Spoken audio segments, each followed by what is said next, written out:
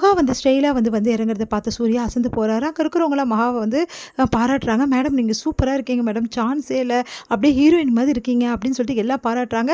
இதை பார்த்து சூர்யா வந்து செமையாக டென்ஷன் ஆகிறாரு. ரொம்ப முக்கியம், போய் அவங்கவுங்க வேலையை பாருங்கள் அப்படின்றாரு. உடனே சூர்யா எரிச்சலோடு வந்து அவர் கேபினுக்கு வராரு. அப்போ வந்து மகா பின்னாடியே வராங்க. என்னங்க ரொம்ப எரிச்சலாக இருக்கு போல் இருக்கு அப்படின்றாங்க.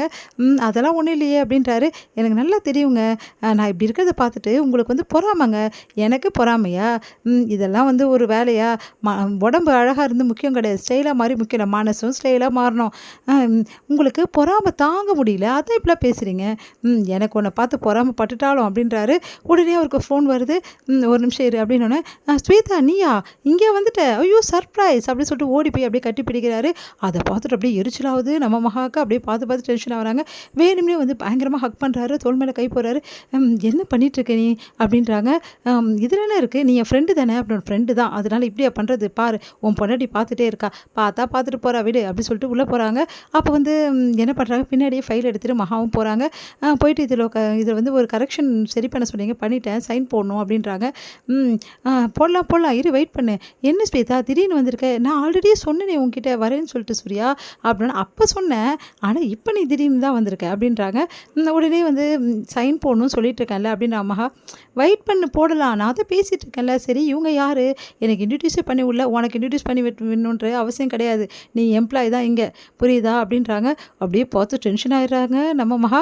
உடனே வந்து இதில் என்ன இருக்குது, இன்ட்ரடியூஸ் பண்ணி விடலாம்ல அப்படின்னு சொல்லிட்டு சொல்கிறாங்க. வந்து ஸ்வேதா அதெல்லாம் ஒன்றும் தேவையில்லை, இவளுக்கெல்லாம் இன்ட்ரடியூஸ்லாம் தேவையில்லை, நீ பேசிட்டு ஒன்றும் பிரச்சனை இல்லை அப்படின்னு சொல்லிட்டு மகா முன்னாடியே வேணும் ஸ்வேதாவோட கையை பிடிக்கிறாரு. அதை பார்த்த மகா வந்து அப்படியே டென்ஷனாகி அப்படியே கீழே வந்து கையில் இருந்த அந்த பின்னு போட்டுடுறாங்க. அதுக்கப்புறம் எடுக்கிறாங்க. ஓ இப்படி பண்ணுறீங்களா, இப்போ என்ன பண்ணுறேன் பாருங்கள் அப்படின்னு சொல்லிட்டு, சரிங்க நீங்கள் சைன் போட்டிங்களா, நான் இப்போ நான் சைன் தானே போடணும், இருங்க போட்டு தரேன் அப்படின்னு சொல்லிட்டு போட்டுட்டு கொடுக்க பார்க்குறாரு. அப்போ வேணும்னே என்ன பண்ணுறாங்க, அங்கே கலர்ஸ் நிறைய கேபின் மேலே இருக்குது, அந்த கலர்ஸை வேணும்னே தட்டி விட்டுறாங்க மகா. அது போய் கரெக்டாக வந்து என்ன பண்ணுறாங்க, ஸ்வேதா வந்து போட்டிருக்க அந்த ட்ரெஸ்ஸில் வந்து விழுந்துடுது. அதனால் ஸ்வேதா வந்து ஐயோ இப்படி ஆகிடுச்சு அப்படின்றாங்க.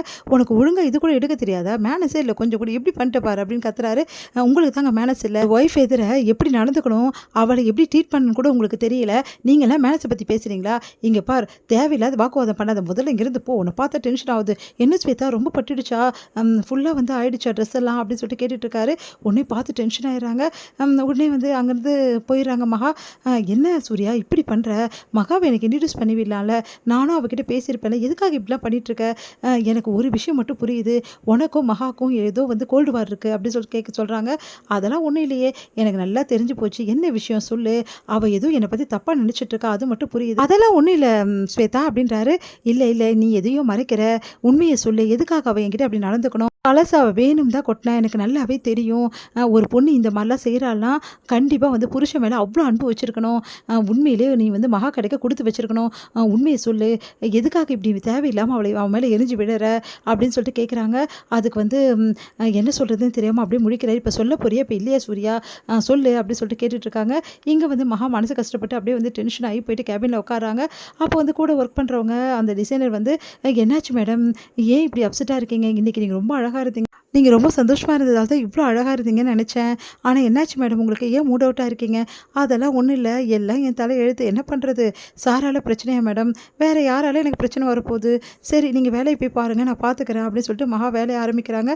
ஆனால் அவங்களால வேலையே செய்ய முடியல. நம்ம ரொம்ப ஓவராக போயிட்டோமோ ஸ்வேதா கிட்ட, சரி அப்படி இருந்தால் தான் நல்லது, ஸ்வேதா இதுக்கப்புறம் சூர்யா கூட பழகவே கூடாது அப்படின்னு சொல்லிட்டு யோசிக்கிறாங்க. இதோட முடியுது.